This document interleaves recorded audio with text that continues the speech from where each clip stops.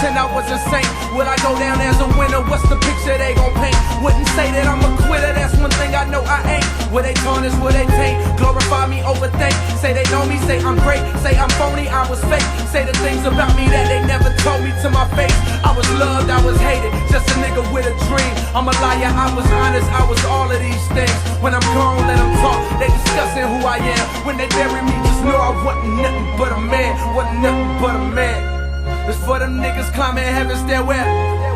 Yeah, hey farewell.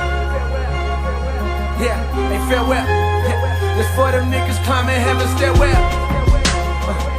I pray you farewell. I bid you farewell. Yeah, hey farewell. Yeah. If I should die, Lord, this here is my will. Reincarnated niggas send me. I'm sure they're gonna have a gloves are off, right? If you don't know what the gloves are off, it's hold on. Let me do this. Hold on. There we go. If you don't know what the gloves are off, it's basically this former WBO cruiserweight champion, Sky Sports Johnny Nelson. This was the last one Anthony Joshua did with Joseph Parker. High quality content. You know, it's not HBO, but still high quality content. Nonetheless, Povetkin's going to need a translator, and I'm hoping they don't break the pattern and they continue with this, because I want to hear more from Povetkin. At the press conference, he was pretty tame. I want to hear. I want him to be asked questions with Anthony Joshua right there. You know, is he going to try to talk some tough shit? You know, or is he going to, you know, with his translator, likely Vadim, you know. I don't know if he's his manager or not, but, you know, maybe it might, you know, be some cold-blooded shit. But the fight's going to take place September the 22nd on Sky Sports box office, the Sky Sports pay-per-view over in the UK. Over here in the States is going to be free, because if you sign up for, here, let's go look at their website. If you sign up for the DAZN, I hate the name, but I love the concept. Every now and then, I like to check every few days or so to see if they've updated. But it's going to be free on this. You'll be able to watch on your phone, your tablet, you know, PlayStation 4, Xbox. A lot of people pissed off because they're like, man, I just want to watch this shit on my motherfucking TV. But, you know, I get it. But you got to understand that streaming is like the future. It is the future. It's not like it is the future. So, you know, everything's going to these digital platforms. Like, they're going after the you know, the younger demographics, the ones that are always on their phone. They don't give a fuck about you no more.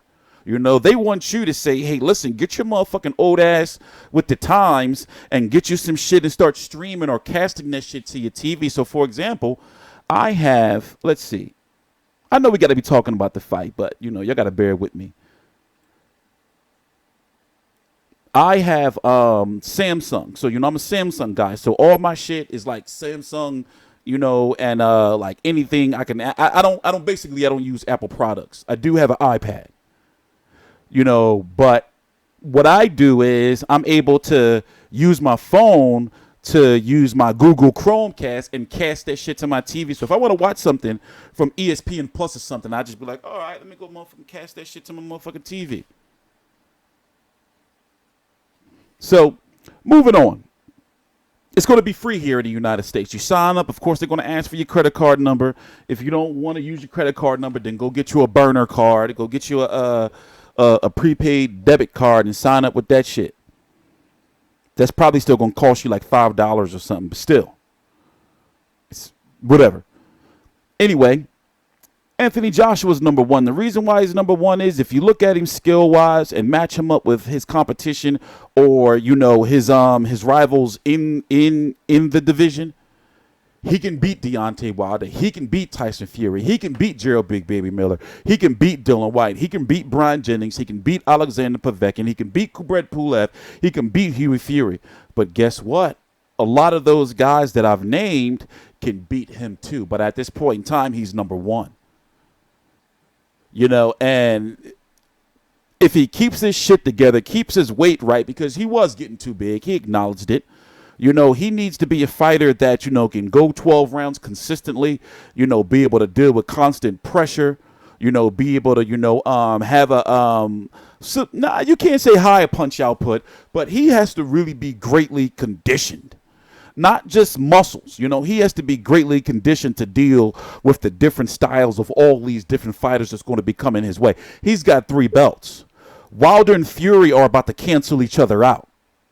They're fighting in November or December. It's looking like it's going to be in December because Showtime is trying to juggle some money in their boxing budget. And basically, my understanding is they want Spence Garcia in late October, early November to give space for Wilder versus Fury. So people will be like, damn, it's not a pay-per-view within the same fiscal month of like 30 days. But they'll say, well, they're 5 weeks apart, So they're trying to stretch them as far apart as possible because they're 2 fights that have to be on pay-per-view. And also expect for them to stack up. My bad, I got to turn off those notifications. Expect for them to stack up those undercards. Like we're hearing things like the return of Keith Thurman on a pay-per-view undercard. Adrian Broner versus Sergey Limpinets on one of these pay-per-view cards. So they're really trying to build the profile of that fight and build the profile up of either Tyson Fury or Deontay Wilder. But the rumor is it's a 2-fight deal, win or loss for Wilder or Fury. The rumor is there's a 2-fight deal. Obviously, we're still waiting for more details. No real details can come out until after the fight tomorrow. Right now, it's August the 17th, 2018, 5:16 p.m. Eastern Standard Time. So Tyson Fury's taking on Francisco Pianeta tomorrow night. Around this time, they'll be getting in the ring or getting ready for their ring walks. And then if Fury wins, which he's supposed to, they're supposed to be. I just can't keep looking. It's distracting me. Here, let's go back here. Let's go look at this. I don't want to look at him either. But if Fury wins, Wilder is supposed to confront him in the ring. For example, there was here. Let me go look. Let me find it for you.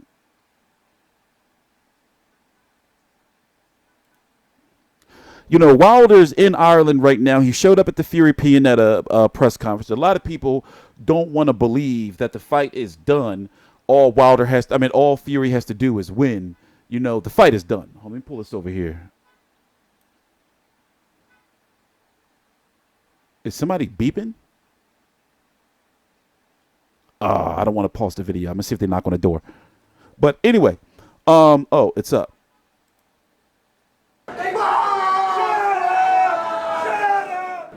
Man, as soon as he get this guy out of the way, it's done. That's how simple it is. You know what I mean? When 2 fighters want to fight each other, it will happen. Me and Fury, we talked to each other, and we made the fight just then. I told him to get with his people. He told me to get with mine. We got together and collided together, and it happened overnight. It's just like that. When 2 fighters want to fight, they're gonna fight. If they don't want to fight, then that's when it's come with a lot of things that gets in the way of things. Is that also a message to Anthony Joshua? I don't have no message for Anthony Joshua. It's all about Tyson Fury. That's it. Joshua, old news. This is the new news right now. This is the new buzz, the new wave where I want everybody that can listen, that's listening to me, everybody that sees me, spread the word. The champion's here, baby. And he's going to take out Tyson Fury. Tyson Fury, I'm coming. What's going to happen in the ring tomorrow night? It was good. It was, put it this way, seasoned and veteran boxing fans know that shit was all scripted in regards to, they knew that Wilder was going to show up and start some shit, but they kept it cordial. The issue is it kind of takes away from the press conferences to me because there's not really any bad blood there. Like, these guys are kind of friends. They even talking about, texting each other and shit. So they're looking like, okay, one of them is going to cancel each other out. I feel that if Joshua wins against Povetkin, if he wins against Povetkin, he'll fight Dillian Whyte in a rematch. And then he'll fight the winner of this fight, whether it's 2 fights or not, sometime in the fall or around this time of next year. Somewhere around September, October of next year. The good thing is, the winner of all this little mini tournament involving Deontay Wilder, Francisco Pianeta's in the mix, Tyson. Can you imagine if Pianeta win? Tyson Fury. You know, you got Dylan White, Derek Chisora trying to get him. You got Gerald Big Baby Miller. We don't know what he's been promised or what he's what he's going to do. We know that he's fighting Adamic, and then he wants to fight Manuel Char. But I've talked about the heavyweight division so many times, and you know, it's really top heavy. I even talked to heavyweight contender Brian Jennings yesterday. Let's go look at it. Let me run it through. Let me run it down to you. Let me run it. WBC champion Deontay Wilder. We already talked about him, you know, taking on Tyson Fury. His mandatory is Dominic Breazeale. Remember, Anthony Joshua beat him. We don't know what Luis Ortiz is going to do. Luis Ortiz should fight Dominic Breazeale for the WBC interim. But then again, you know, Dylan White should be the mandatory, right? He should be the mandatory, but Dylan White knows he's not going to get Deontay Wilder, so he wants the winner. He wants Manuel Char, but Manuel Char by court order has to fight Frezo Quendo. Just so happens Gerald Big Baby Miller wants Manuel Char, right? You got Trevor Bryan, who's Trevor Bryan, because he's the interim, he's supposed to fight the winner of Manuel Char, Frezo Quendo. So we could see Gerald Miller versus Trevor Bryan, or Dylan White versus Trevor Bryan for that WBA interim or some shit.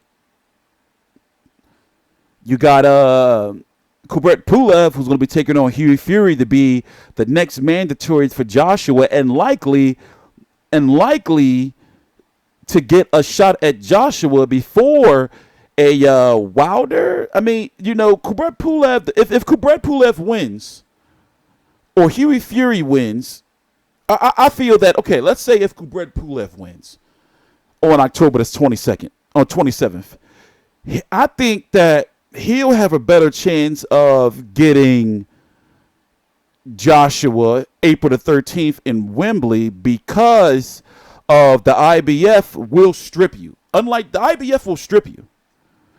News also came out that Joshua's WBO mandatory is not going to be Alexander Povetkin, and that after the Povetkin fight, he's going to have to fight his mandatory within 180 days. Now, they can do two things with that. They can order Dylan White to be the mandatory, which they usually don't do and not supposed to do.